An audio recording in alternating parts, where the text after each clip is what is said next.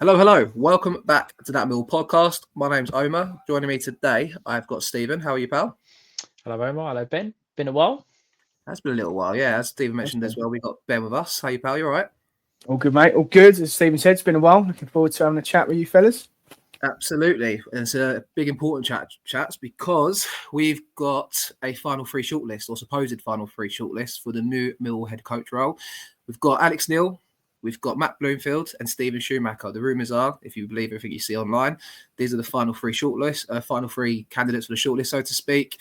We're going to go in depth, cover all the bases about these three head coaches and talk at length what we think of the who will get the job, what we think of all three, and who our preferred favourites are as well. So I'm going to run the intro and we'll get straight into that.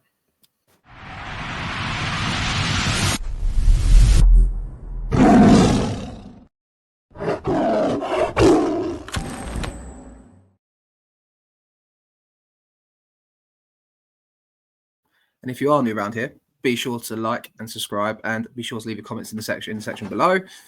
Obviously, we're going to go and talk about the three candidates as mentioned. I'm going to start with Matt Bloomfield. We're going to leave Alex Neil to the end. And I think that's probably because we've got the most to talk about and he's the supposed favourite at the moment.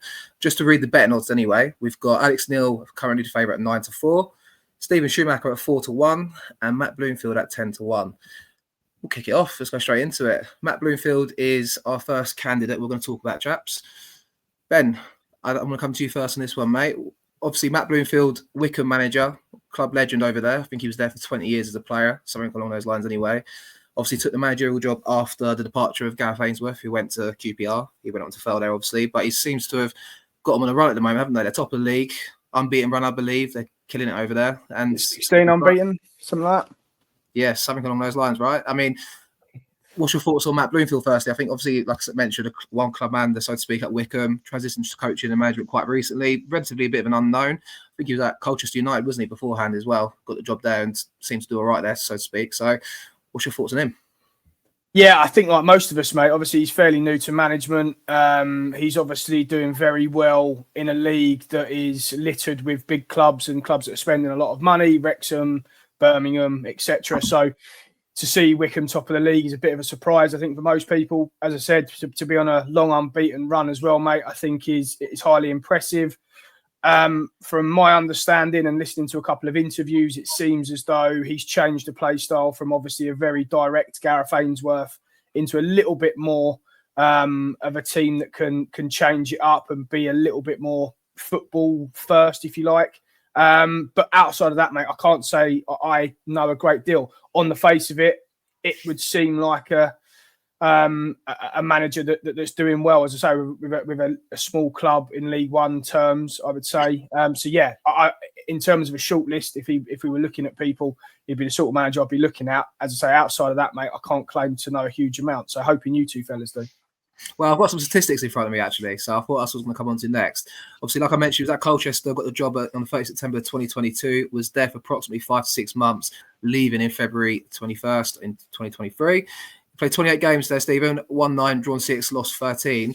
On the face of it, doesn't sound too inspiring, but Colchester, to me anyway, I don't know if you boys agree, I look at League Two quite a lot, they're always languishing down the bottom. So on the face of it, it actually doesn't look like a terrible job for a side that you'd think seems to be struggling down there. We play them a lot in pre-season.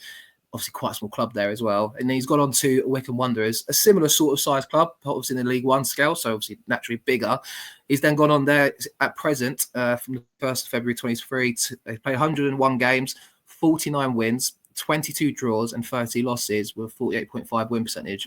Obviously building on the back of what we just mentioned there from Ben, Stephen, on the face of it, he's doing a remarkable job at Wycombe and in that competitive League One division, like Ben mentioned, he seems to be, getting all the plaudits, and you could say rightly so at the moment.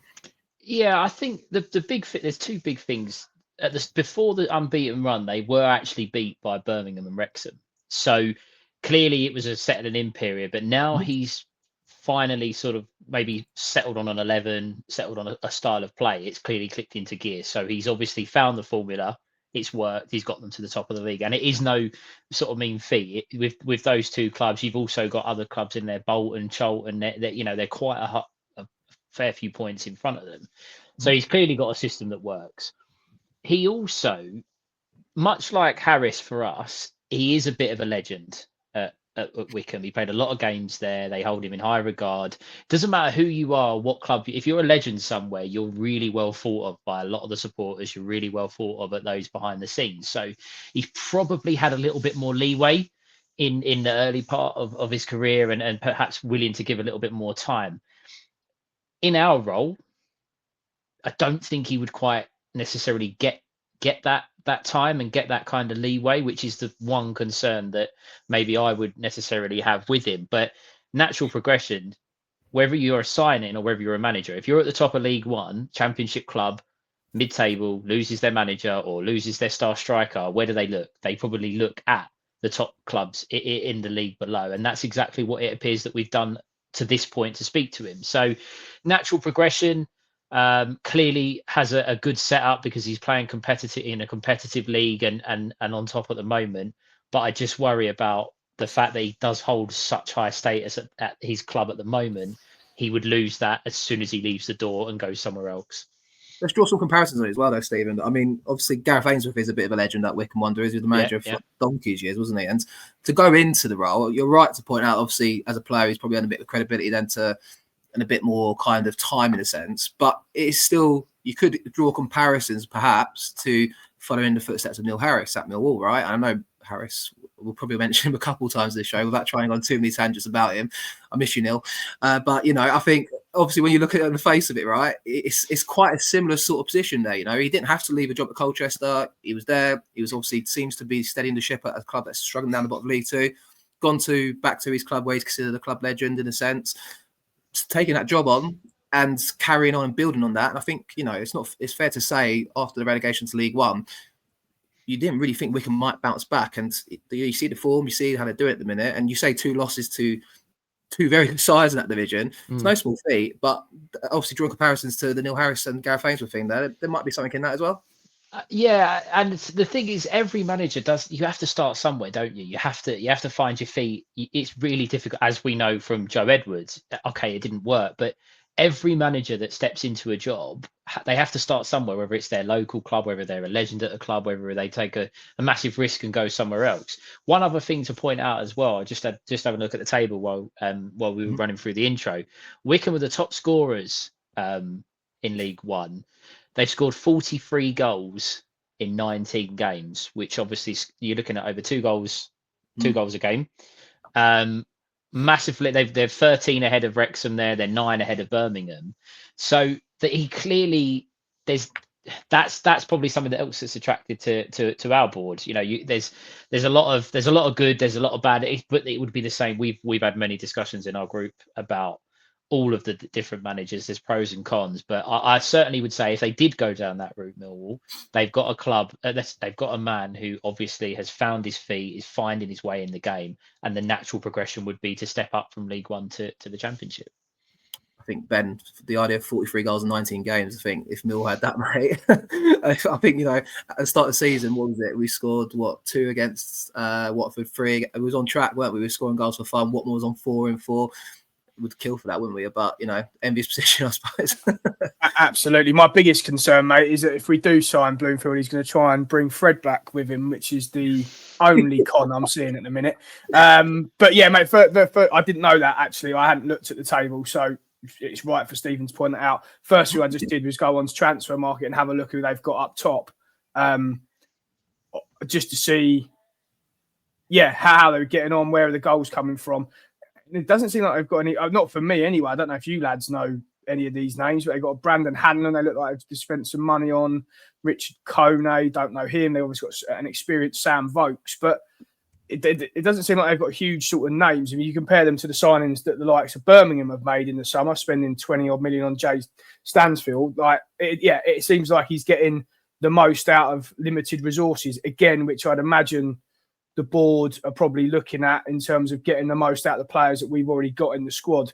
I'm sure we'll go on to it in a bit more detail later, but I can't imagine we're going to be adding a huge amount in January to whoever gets the job. I think, look, in terms of pros and cons there, doesn't seem to be too many cons. The only thing for me would be that lack of championship experience. It is a different league to League One. It's obviously a much harder league. I was having a look as well while Stephen was talking at just some of the formations that he played. And again, this is just on transfer market, so maybe take it with a pinch of salt. But it seems to be quite flexible. He's played 3 at the back, played 5 at the back. He's played with 4. He's played with a flat 4-4-2. He's played a 4-2-3-1. So again, tactically, you would see it would seem on the face of it like he's quite adaptable and changes it up, which is quite nice to see. So yeah, at the minute, a lot more positives over negatives, I'd say. Yeah, I think Ben, just come up to you again on that one, actually. You mentioned, obviously, experience in the Championship. Is that probably the one quality? Obviously, think about Millwall and what we're looking for. I know we spoke about it, like Steven said. I think everyone's talking about it in their WhatsApp group chats and covering various things. So imagine being a football fan in the 90s and you're sitting at home, like, you can't get the news. How can we do it? We'd have to go down the pub, mate, couldn't we? Yeah, do you know what I mean? We'll do that anyway, it's fine. But I mean, like, what was the qualities you think you'd be looking for from a new Millwall head coach? I mean, it's open for debate. Everyone says various bits and bobs, and I think we're quite in agreement, ain't we, on a lot of things, Ben, ain't we? But what would be like your underlying, I think, championship experience? But aside from that, what's another thing you think is very important for a Millwall head coach to have? Well, I think the resources, because we're not blessed with them, right? And I think that's where, again, if we look at the comparisons of all the managers, the 3 that we've mentioned, he'd probably be the one that's probably worked with the least. Again, listening to the Sam Parkin interview with another podcast, and they were talking about how he's working with limited resources at Wycombe. So he's going to come and do that with us. I know we've spent a few quid in the summer for our standards, but in a league point of view, like we haven't got a lot. So I think they're going to be looking at a manager who can improve players that we've got. I just mentioned there, I think adapting tactically, I think that's one of the criticisms of Harris, right, that we've all probably had at some point, is could he adapt, could he change? So if I had sort of a checklist, I would say be able to manage limited resources. I would say being able to improve players that we've currently got at the club. The management of youngsters, again, I'm sure we'll come on to that. It's going to be up for debate, and the club direction.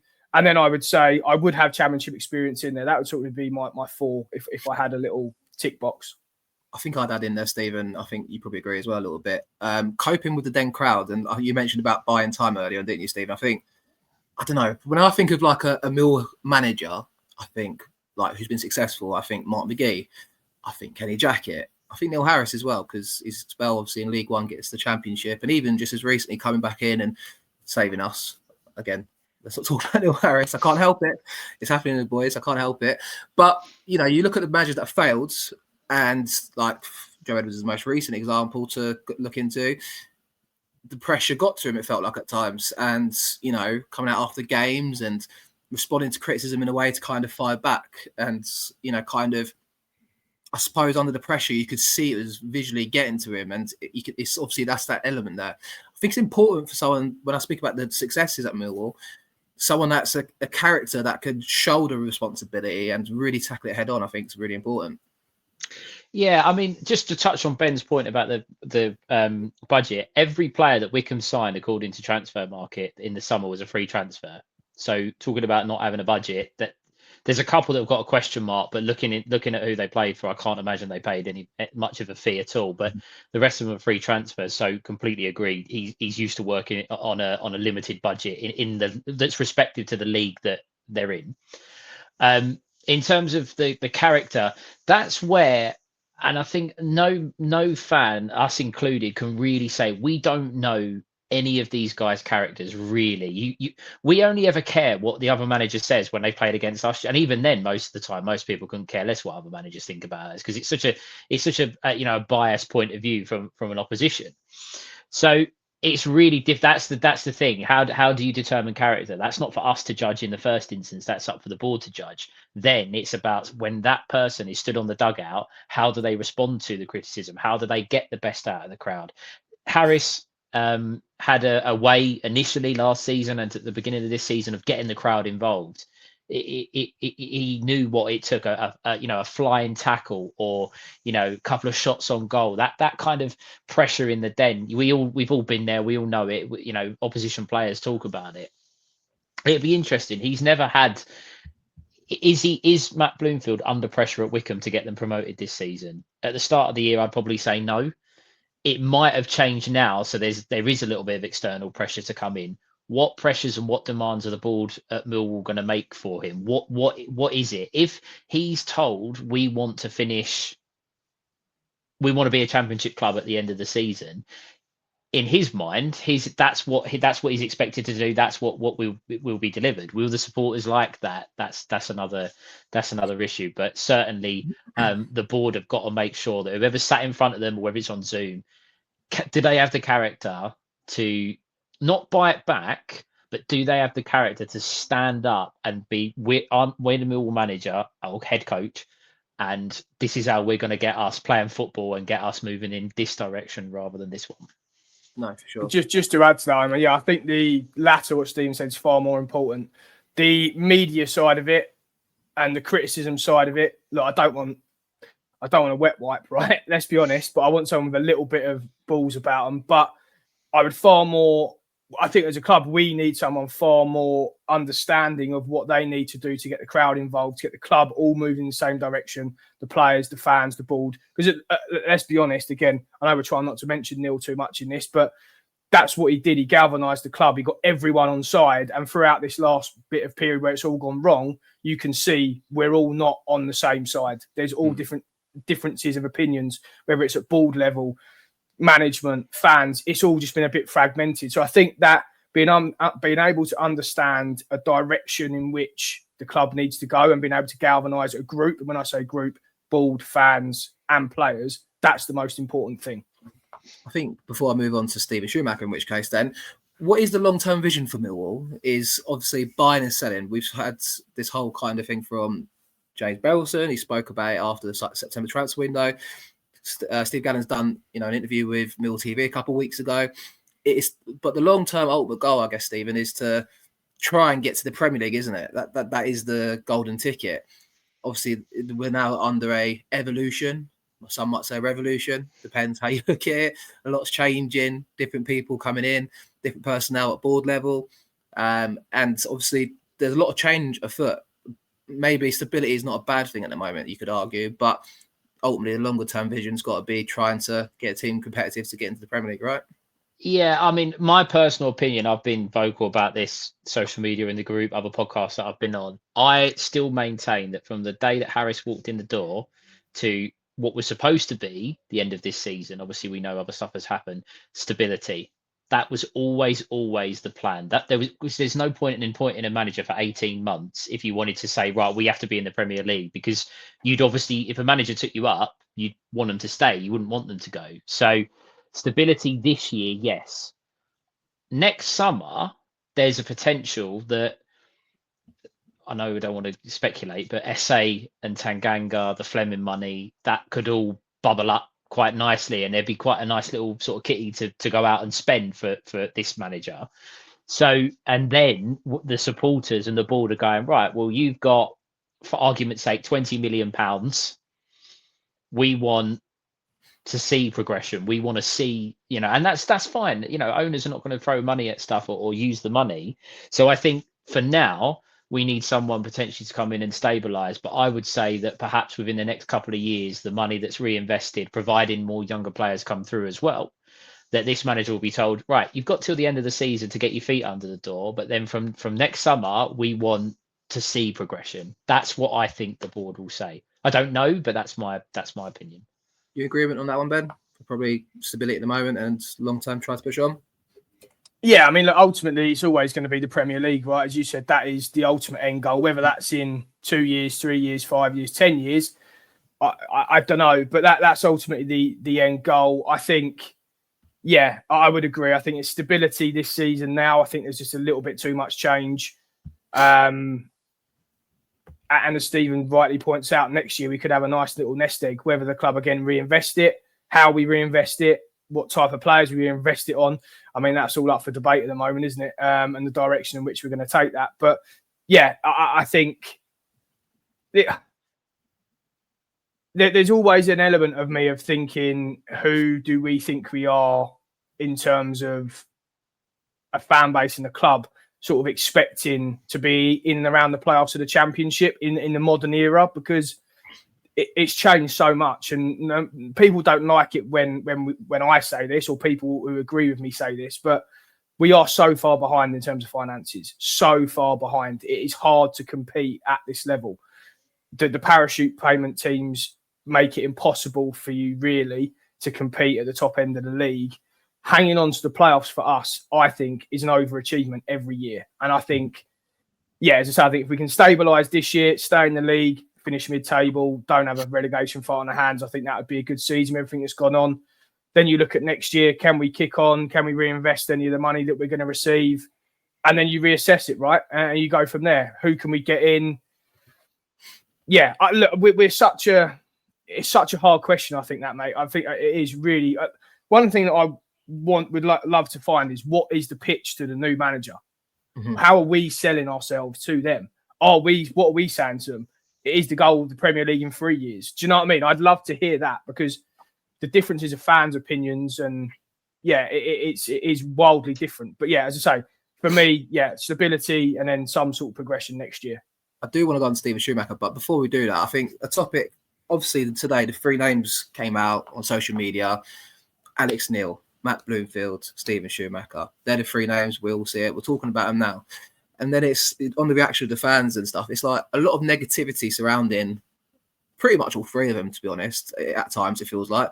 And I'm the same. Like, I'm not negative. I'm always kind of, you park with the past and then this is the present. We've got to deal with it now. This is where we are, right? But it's like, everyone's trying to reach for the Mark Robbins, Gary O'Neill's, Tony Mowbray's. I want all 3 of them if I had the chance. Sometimes it's a sense of kind of perspective to where we're at. And I think we'll come on to Alex Neil later on, but he's obviously an established championship manager, and you get people turning their noses up at someone that's been around the block in the championship for a long time. Who's got promoted from the championship. Exactly. And albeit it was at Norwich with a big budget and parachute payments, you had all the caveats to it, which we'll talk about in a bit for him. But I think the big thing for me is like, I think a lot of people think because we've had this like sustained overachieving, as you put it, Ben, getting close to the playoffs a few times, it's like that's the aspiration. But I don't think it's the realistic aim. I think it's the realistic aim is to build and build and build, and hopefully that will become the aspiration. That is a realistic ambition in the sense there. But then when you get linked to these managers and they turn us down, I kind of expect it, and it's not me being negative or pessimistic. It's like, when you look at it on the face of it, 5 years ago, we got Gary Oughton's manager. Has Mill realistically moved on as a club in the last 5 years? We're still roughly the same position we've been for the last 6, 7, 8 years. At times, we've got to the top half. Right, got the 4 top half finishes. Go on, Stephen. Can I just say on that, and I agree 100%, but the one thing that changed everything was the fact that John passed away. Yeah. That changed everything, because I know obviously we've been trending like all been... Since he passed away, it has been a little bit of a shambles, let's be honest, in terms of appointments, dropping down the league. I know Harris come in and saved us, but we've had 4 different managers. We've obviously lost Matty Sarkic as well, so I'll come back to deal with that. So when you say have we not progressed, I think that really affected us a lot more. And I know we've always said it, but I think it affected us a lot more. And we thought last summer would be a bit more stability, and then, or this summer, sorry, and then Matty. So I do think you've got to take that into consideration when you talk about that. But I do agree that we are a club, and we have a notorious fan base, shall we say, that seem to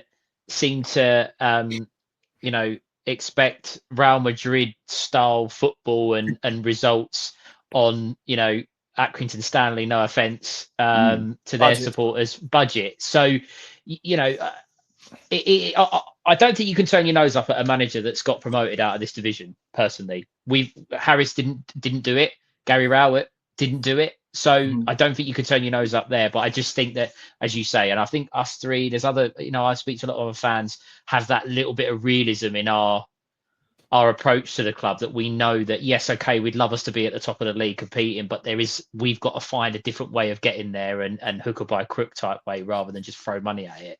There's got to be a realism of people wanting to come to us, and it's the same with players as well, Omar. And they're 100%. Like, we always talk about, we need X player, we need Y player, we want X manager. Would I love Tony Mowbray? Absolutely. Would I love Mark Robbins? Absolutely. And I'd be shouting from the rooftops about them if we got them. But they've got to want to come to Millwall. People forget that side of it. We're all Millwall fans, and we think that these managers and players should want to come to us. But it needs to be both ways. And like the Gary O'Neill thing, prime example, we're all going, yeah, love Gary O'Neill. Of course you would. I would love Gary O'Neill. He seems like he would be a good championship manager, albeit he struggled in his 2 Premier League jobs. But he's got to want to come to us. He's probably on 50 grand a week in the Premier League. He's not going to come and manage us for 5 grand a week. I don't know how much the manager gets paid, FYI, but you get my point, right? The gaps in finances are huge. And we just forget that sometimes. I'm not saying as a fan base, but as football supporters in general, right? I think people forget that there needs to be a want to come to us as well. And as I say, that's from a player point of view and a manager point of view. I think to stress as well, we want that ambition. We want these people too, but sometimes it's 1,000,000%. It's a sense of realism. Sometimes is required. I think it's the modern football fan, I suppose. And I've come to terms with it where it's like, I even think if we was linked with Mourinho and today it came out that Mourinho's going to get a job, there'll be someone out there that's being negative about it. But then I think that's social media and that's the world we live in as well at times. And sometimes you do need to take that stuff with a pinch of salt and not get too animated about it. I can't help it. I still do. I still read it, and I'm like, but like everyone's entitled to their opinion completely. It doesn't mean our opinions are right. I wanted to add that caveat. You know That's what you said. Yeah. But what I was going on to say is like it's like I think the shock for me was when we 9 games unbeaten, you get a boo. It's like it's crazy, but like then it's also I get it because you want more, and that's what it is when you're dangled that carrot of thinking what is in front of you. It's like. Yeah, we can do that. We can kick on with that. But anyway, we went off a little tangent there, but that's naturally going to happen on this show occasionally. Steven Schumacher is the second name in this shortlist that's supposedly got to the next round of interviews. Steven Schumacher's obviously been a manager at a couple clubs now, most successful at Plymouth. He joined initially in 2019 as the assistant manager to Ryan Lowe, who obviously went on in 2021 to take the Preston North End job. Schumacher took over as manager, guiding Plymouth, may I add, to 101 points in League One in the 22-23 season. Obviously, records there. I think it was 28 wins, 8 draws, 10 losses, around a 61% win rate. Got the promotion, achieved them to get to the championship, and obviously carried on that kind of stability in a sense. And, that's, I think at the point they were mid-table in the championship. He then earned himself the job at Stoke City. Went on there, I think, this time last year, 19th December 2023, I've got it in front of me here. And then lost his job most recently in September 16th with 32 games played, 13 wins, 6 draws, and 13 defeats. I open it up to both of you. Whoever wants to go first on him. What's your thoughts on Steven Schumacher? Who wants to come in on that one? Well, just something that I wanted to add. I'll let Steven start. But I've been looking at sort of their transfer business as well as managers and looking at the business. Look, Stoke obviously always spend a fortune for this league, right, and never seem to get it right. I actually had a look, and he wasn't trusted with a huge budget at Stoke this summer. And looking at the last few years, so this year, and it's going to sound mad, I'm going to say this, but according to Transfer Market, they spent 6.3 million, sold £4 million worth of players. But if you look at 23-24, they actually bought in £24 million worth of players. The year before that, a similar-ish figure. So, again, I was just looking at that. Was he given a fair crack at the whip at Stoke? Arguably, no. I don't know. As I just said, anyone does well at Stoke. But, highly impressive at Plymouth, mate. And then I'll chuck it back to you guys. I think, just before you come in, Stephen, I think 40% win rate. I think Gary Rowett's probably 43, 44% for Millwall on the top of my head. I don't have the figure in front of me, but I'm pretty sure it's that. Neil Harris is similar. It's not terrible, is it? But I suppose Stoke is one of those cases where you look at the managers that have been there and failed. Gary Rowett is one of them himself, and I've mentioned his name twice now, too many. But it's a weird place, Stoke, isn't it? And managers don't seem to succeed there, and they're chasing that, getting back to the Premier League after the Tony Pulis era, and it doesn't seem to be coming for them ever, does it? That sentence is exactly what we're doing, but on a different level. We've had success. We've had success finishing 8th, 9th, just outside the playoffs, and we're chasing that elusive playoff spot. Stoke have been in the Premier League, come out of the Premier League, and they're desperate to get that. So they're on a similar level in the sense they're chasing that next step. Obviously, Stoke have got it horrendously wrong, as Ben said. They've spent a fortune in multiple seasons and not really got anywhere. Do you know who they spent the most money for last season? And do you know who Schumacher replaced as manager? Do you know that on top of your heads? It's Alex Neil. I was going to say, of course, it would have been. Yeah. Anyway, go on. Sorry. And that's what I mean. They go to another manager to try and find that elusive formula to get you promoted. But the expectation there is greater because they spend more money. Yep. On Schumacher, I think it would be a good appointment for us. I mean, I know that you look at, we've discussed he was at Plymouth, he took over from another manager, Lowe, who was doing well and that. But the couple of the stats that you read out, the 101 points, they actually pipped Ipswich to the title, and Ipswich were arguably the best team in the Championship last season. So there's some credibility there that he actually managed to beat them in the league as manager. I think, as you guys said, Stoke is and myself, Stoke is a bit of a poison chalice. You take the job there, you don't get in the top 6, you get sacked. That's the end of it. And there's nothing else matters. I said it to you guys off air and in the chat. He's a younger manager, probably a little bit more progressive, and a more experienced Joe Edwards. Not massively experienced, but a bit more experienced. And I think that would appeal to the board and James Berylson. The only concern that I have, again, and you just spoke about it there, Omar, about the fickleness of some of the supporters. There's a lot of comments, the fact that he is a gentleman from Liverpool, which I've seen people giving pelters for. I couldn't care less where they come from. If he comes in and starts getting us up near the top of the league, I couldn't care less. It doesn't make no difference to me where he's from in the country. He come from the other side of the world. Makes no difference. But there's always that thing that comes with any manager, but the people find a way of criticising. We all do. We all have. We criticise other managers, even Harris, much as we love the guy. But I quite like him. I wouldn't be disappointed if it ended up being him. I don't think it will, but he would be the one out of the three that I would be the happier with, I think. I'm glad you mentioned Joe Edwards, and I'll come to you next on this, Ben. I think Schumacher seems to, when I've searched around about him, again, I can't confess to know a lot, and I'm quite hesitant about his successes at Plymouth. Now, when I really think about it, I'm saying it, I don't really actually believe what I say sometimes when it's like, but he succeeded Ryan Lowe, who went on to Preston, and he kind of was on the coattails of Ryan Lowe, is my kind of perception. But the more I talk about it, the more I'm warming to the idea of Schumacher, if I'm totally honest. But he was, when I look online and look into it, quite attack-minded, likes to play good football, probably the best out of the three of the people on these shortlists by the looks of things. But then when Steven's mentioned Joe Edwards there, who came in and wanted that exact identity in a sense, it didn't work. He was young, came in, tried to rip up the plans in a sense. Do you think maybe Millwall, kind of the board in particular, might be thinking, do we want to go around this road again? Do we want to roll the dice again and take such a big risk? That's, kind of when we're talking about stability earlier on in the show, that is a fear, isn't it, I suppose, where you think if he's been identified as an attacking-minded coach who likes to play good football, then you've got to take the risk with him. Is he going to get it right? Every man, or the three managers that we believe are on this shortlist, there'll be pros and cons. One is up and coming in League One. One hasn't quite worked out at Championship level, but is probably desperate to get it right somewhere else. And the other one we'll come on to is a experienced Championship manager that's been promoted out of the league. So you've got a different route each way you go. I think the fact that he's played in the EFL, albeit I think only in League One at best, but still he's played in the EFL, managed in the EFL. That's why I said he's Joe Edwards, but with a little bit more experience. Yeah. That's kind of where I was going with that. Of course, yeah. But then back to my point, obviously, if he comes in and we're not Mill's team, we've got Jake Cooper playing centre half, and Joe Edwards tries to have him left side centre half playing out from the back. Didn't work. Harris came in and we praised Harris for it. Simplified the game.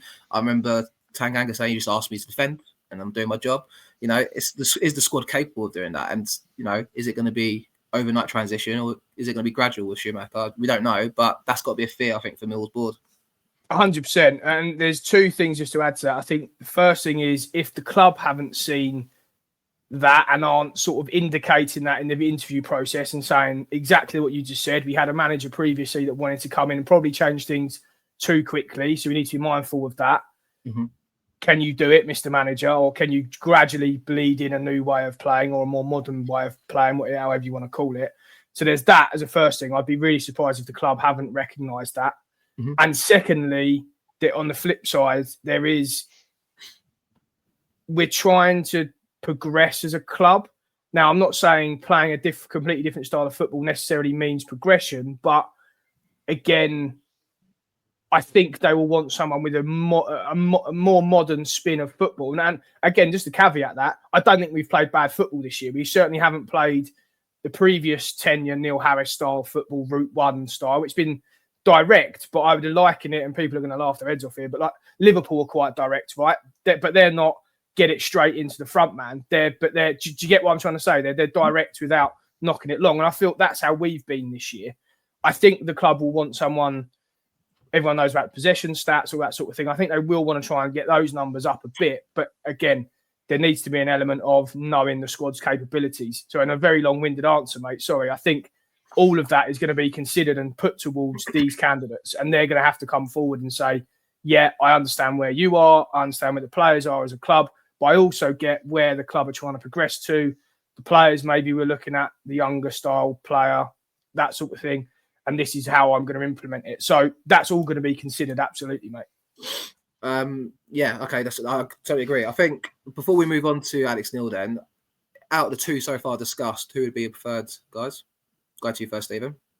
Schumacher. Ben? Schumacher. I'm going to go Bloomfield, and that was my initial one before we done this show. But I warm see idea Schumacher. But I think Bloomfield's demonstrated he can go into a club and then build and do his own thing. Stephen's completely sold it to me, saying that they were beating Ipswich to League One, all that sort of thing. So I'm fully tuned. Yeah, I hadn't noticed that. I'd forgotten that they beat Ipswich in League One. So yeah, I'm fully the Millwall shagging Scousers. Well, I read the 101 points and I thought to myself, I can't begin to go against this geezer. But I think what I'm going to go down with the Bloomfield argument so far is he left Colchester, went to Wycombe and transitioned, where you could argue Schumacher didn't do that at Stoke because he ultimately lost his job, albeit you could say it's harsh. So that's why I'm going to go with that argument there. Right, let's come on to the favourite. As we mentioned at the start of the show, he's 9-4 odds on at the moment. His name's Alex Neil. He is obviously an ex-manager in the Championship. He was at Stoke most recently, like we just discussed before. He was there previously to Steven Schumacher. He started his managerial career at Hamilton Academical, I should say, just Hamilton. But that was back in 2013 in Scotland. Took the plunge, came down to Norwich City, who he was at for a couple of seasons. Joined in January 2015, left in March 2017. Going on to obviously get promotion to the Championship to the Premier League in that time, with a win percentage of 41.67 in 108 games.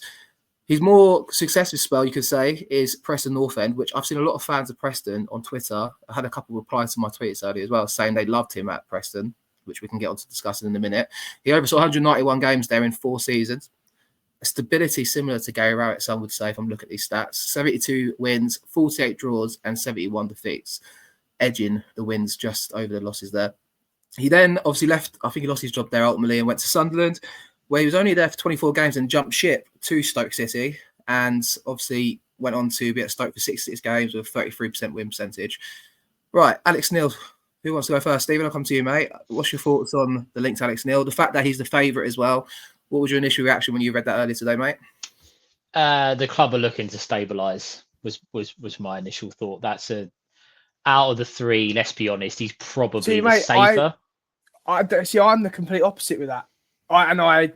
It's interesting that I've seen that. But yeah, go on, Steve. I just want to say I'm complete opposite of that. The more I've looked into his career.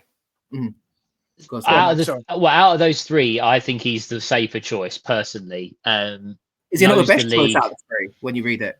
You look at his stats and you say, yeah, to be honest with you, he probably is. He knows the league inside out. He's probably managed at every ground in the league. He knows he's got results everywhere. He's got a couple of promotions on his CV, one from the Championship, one from League One, where at Norwich, the expectation is to get promoted. When Sunderland were in League One, the expectation was to get promoted. So it's not like he's done it with clubs that, overachieved. He's gone in and taken the pressure and delivered. So you can't argue with that.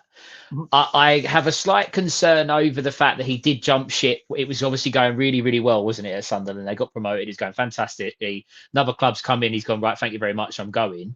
And I do worry that if it did work for us, would he go down that route again? I think I'd be interested to see what Ben's sort of counter to it is. But I think he's the safest bet based on experience and what he's done at this level. I also think, and this means nothing, I understand that, but we've had really decent success with a couple of Scottish managers. So if he can follow suit of a certain Mark McGee, who, our childhoods were full of cheer up Mark McGee, chance in the den. So if he follows in the same suit, happy days. But yeah, that's kind of where I stand on him. I think when I talk about my argument for characters as well, he strikes me as probably a bit of a figurehead a little bit as well. But anyway, go on, Ben. What was you going to come into and say earlier, mate? Well, I was going to, again, I want to caveat what I said. I was very much in Steven's camp earlier when I saw his name being touted as being favourite. I was like, well, it doesn't really inspire me. He's probably bottom of the three. Then I actually looked at what he's done since he's been a manager. So at Hamilton, Scotland, I get it, but he got them promoted. Norwich, Steven's spoken about, high pressure job, expectation is to get them promoted, but he did get them promoted. Preston, I would say, but again, I'm probably going to upset a few fans, similar level to us in terms of the championship, similar budgets, got them into the playoffs, overachieved. Went to Sunderland. How many managers did they run through where they hadn't gotten promoted? How many years were they in League One? He was the man to get them out of the league. That's a good achievement. And then, quite simply, I can only assume, to Stephen's point, as to, yeah, he jumped ship fairly quickly, but Stoke would have chucked a fair bit of money at him. And as I went through earlier, he had a £25 million or best part of transfer budget or kitty to go and spend. So that's going to be attractive to any manager. But if you look at that, where has he actually failed? And I'm putting a line through Stoke because Stoke, as we keep saying, is a basket case of a club and everyone seems to fail there. So I was very much, yeah, he's a safe, he's a boring option. But now I'm looking at it, I'm going, he's achieved everywhere he's been. He's overachieved in some instances, like Preston, Sunderland, as I said. So, yeah, I'm very much getting more on board with Alex Neil as the minutes go on, to be perfectly honest. Without trying to be critical of the people that are against Alex Neil being linked, what do we think is actually like a proper negative to this? Is it maybe people thinking he's been around, he's not a fresh name? It's like I'd imagine it's that, mate. I'd imagine it is that. It's not a Joe Edwards out of nowhere name. Yeah. Right? It's all I can think.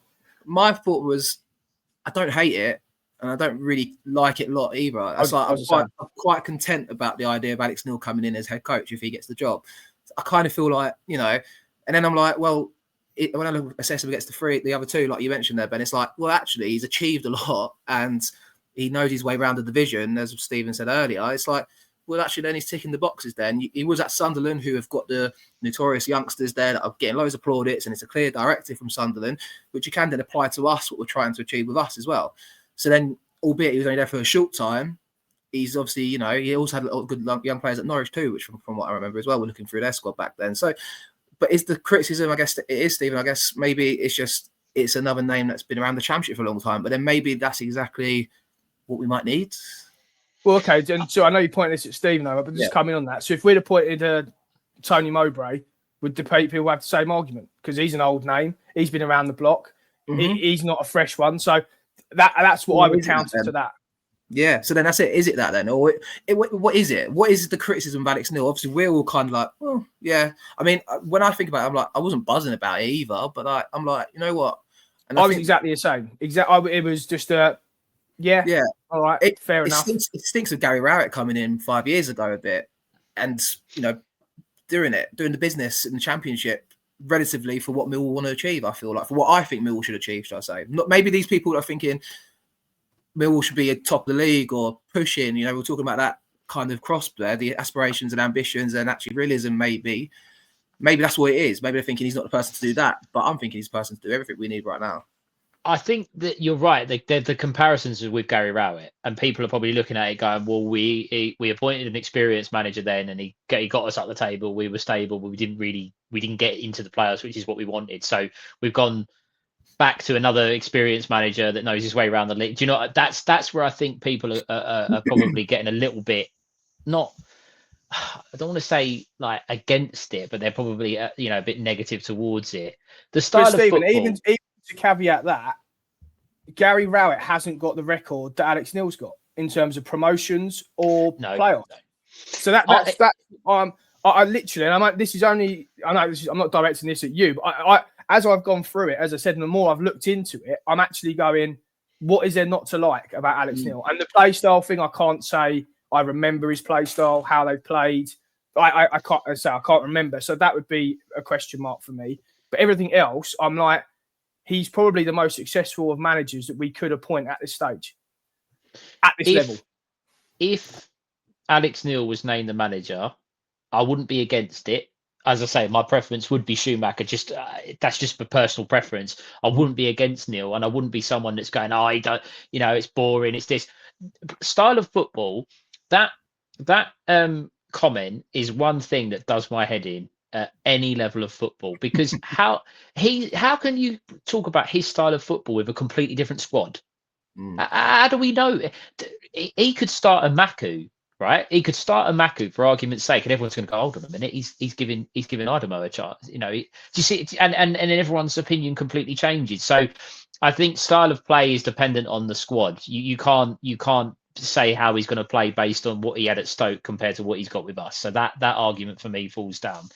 I agree that. Sorry, Stephen. I just asking. Yeah. So, what is it over Schumacher over Neil? What's the preference there? Because I mean, I'd be keen to understand, because I was very much in the same. So, I think personally that Schumacher probably has a little bit more of a point to prove, that he was on an upward trajectory from Plymouth going into the Stoke job. Everything was going this way for him, and then it's gone. And then just he's obviously not working. I think Alex Neil was probably Norwich is probably his best achievement. He got a team promoted to the Premier League, but he's also had that not comfort blanket, but he's achieved that. So he's kind of not dipping, but he's been out of management a little while. I just think that Schumacher for me is someone that has got real point to prove. Does Alex Neil have the same point to prove? Maybe he does. Maybe I'll get that wrong, but that's how I'm looking at it. And I want a manager to come in and go, do you know what? I'm going to come in and I'm going to do it my way. And I'm going to get this team. I'm going to show people that I can get a team in this league playing. And I feel Schumacher maybe does that a little bit more than Alex Neil. That's how I'm looking at it. What's the appealing thing is they're both out of work, but I think Millwall looks appealing to the pair of them as well. As in they're thinking, I could go there, and like you could argue with Bloomfield, you might be like, I'm on the cusp of a wave here. Do I really want to leave this job? And maybe have some doubts about it. Whereas I feel like for Schumacher and Neil, I think in both cases, I feel like Millwall, they'll probably both be thinking, I'd love to get this job, especially with what's out there in a minute. Probably thinking, this is a good job for me to kind of kick on, which is obviously going to be like important, I think, because that does come into it. We bent over backwards for Ian Holloway back in the day, and on the referral from Jacket, and gave him big money and backed him, and I think they made it. I think everyone was saying at the time, like Mill wanted me, whereas I think now it's like I want them to want us. You know what I mean? Like, and I think in both cases, I think they do. I'm guessing completely there, but I feel like we look appealing to both of them. I think on the style of play stuff and all that, and with Gary Rowett to draw the comparison, I think my criticism was he sucked the life out of watching us play a bit, and that is something I'm cautious of about Neil a little bit, just because for my case, I go every game mostly home and away, and by the end of it, it was boring. And when Harris came back in, you can't when you look at the style of play. But I think Harris, being the man he was, and obviously what he identified with Mill, like that's the important part to me, where it was like he understood what it's exciting again was, and I think he brought all that excitement back for me. And it's just like, that's the important thing, I feel like, which you can't get from any of these people out there now, because unless you go for someone that's been at Millwall and understands it, there's not many people out there that tick that box. So I think Neil does tick the boxes, though, and be interested to see what happens next, I think. King Kenny's available, isn't he? Well, yeah. I mean, you talk about backward step, people go nuts. But I think from my perspective, and I know there's a lot of fans out there, and everyone's entitled to their opinion. And guys, when this goes out, obviously put in the comments, assuming that we don't make an appointment in the very, very, very near future, this will go out before anything's made. So get in the comments who you would prefer out of the three. I know there's other managers, but we're being realistic. It's probably going to be one of these three. But a load of people are willing to back whoever it is that comes in to start with. I think that's the key message from us. Harris made a plea, didn't he, and said for the players to back the new management team, for the fans to back the new management team. I think at least in the short term, we also have a transfer window. Who's to say that whatever manager comes in pulls out a masterstroke and is the reason that the next Tanganga signs? Do you know what I mean? That you can't just disregard people just straight away. So whoever it is and whatever route they go down, we have to believe that the board are doing the right thing for us as a club. And then we back the decision that the board make to try and achieve whatever it is that they want the manager to achieve. Definitely. I think if you're the boards, Ben, do you think they're feeling the pressure? Do you think they're feeling the heat? Do you think they'll be reading online even? What do you think they'll be thinking? I think they've got to have their criteria and back it, haven't they? That's one thing. Yeah, 100%. As long as I think with all of this, I think that's been my concern, is that it's been a bit grey. Do we know where we're going? Do we know what the direction is? It's been a bit unclear. The fans, that some seem to think we're going in this new modern direction. Is that the case, or was it just that Harris wasn't getting the tools that he wanted?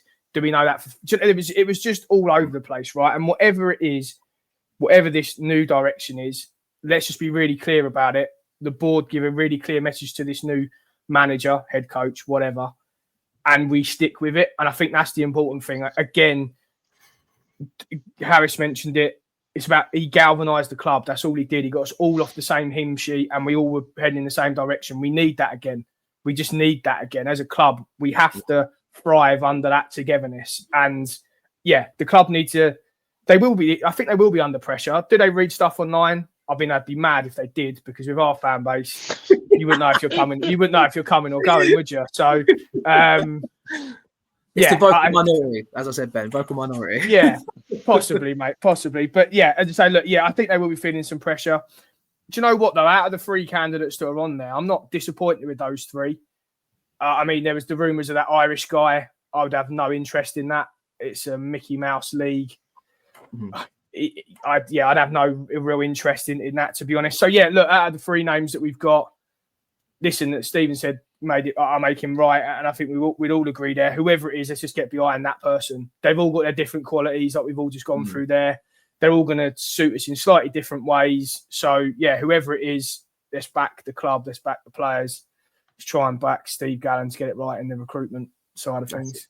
I think also, in fairness to the club as well, I think, it has all happened quite sudden, and it has all kind of tumbled with inside, and obviously everything we're speaking about. So they're in a weird position, ain't they, Stephen? So it's, anyway, I'll ask you a question anyway, Stephen. Who is your favourite for the 3? I think it quite clearly says Steven Schumacher you want to have, right?